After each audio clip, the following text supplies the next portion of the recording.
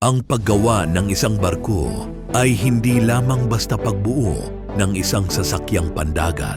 Ito ay isang kahangahangang pagsasama ng sining, arkitektura at engineering mula sa isang simpleng guhit hanggang sa paglalayag nito sa gitna ng karagatan.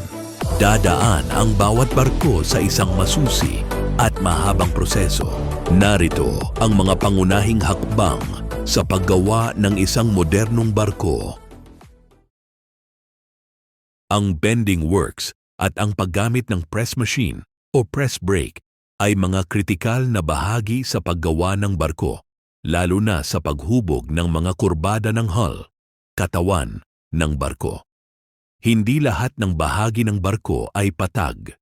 Kailangan ng mga makinaryang ito upang makuha ang tamang hugis na babagay sa daloy ng tubig. Narito ang detalye kung paano ito ginagawa. Ang papel ng press machine sa shipyard. Ang press brake o hydraulic press ay isang dambuhalang makina na ginagamit upang itupi o i-bend ang makakapal na plaka ng bakal, steel plates. Dahil ang bakal na ginagamit sa barko ay may kapal na mula 10 mm hanggang mahigit 50 mm, hindi ito kayang tupiin ng kamay o simpleng kagamitan lamang. Proseso ng bending works. Marking.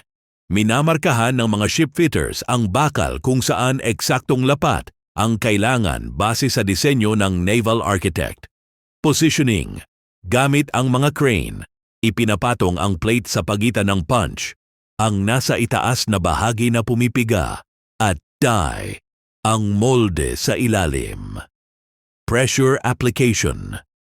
Gagamit ng libo-libong toneladang pressure ang hydraulic cylinders para itulak ang bakal. Curvature checking. Gumagamit ang mga manggagawa ng templates, kadalasang gawa sa kahoy o manipis na bakal, para ikumpara kung tugma na ang kurbada ng bakal sa kurbada ng plano ng barko. Dalawang uri ng bending sa paggawa ng barko. Bukod sa paggamit ng makina, may dalawang paraan kung paano hinuhubog ang bakal. Cold bending. Ginagamit ang pure mechanical force ng press machine habang malamig ang bakal. Ito ay mainam para sa mga simpleng kurbada at mas mabilis na proseso. Heat bending. Flame bending. Para sa mga komplikadong hugis, tulad ng sa dulo ng bow o stern ng barko, ginagamitan ng apoy, torch, ang bakal habang ito ay pinipiga ng press. Ang init ay nagpapalambot sa molekula ng bakal upang mas madali itong mahubog nang hindi nababali o nagkakaroon ng lamat. Bakit ito mahalaga? Hydrodynamics. Ang tamang pagkakabend ng bakal ang nagbibigay sa barko ng streamlined na hugis para mabilis itong makahiwa sa tubig. Structural integrity. Ang maling bending ay maaaring magdulot ng stress points kung saan madaling mabitak ang bakal kapag tinamaan ng malalakas na alon. At abangan mo ang kasunod pang mga proseso tungkol sa paggawa o pagbuo ng isang barko.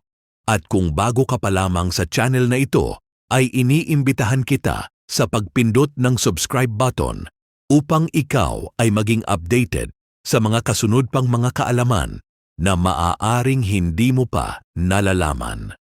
Salamat po.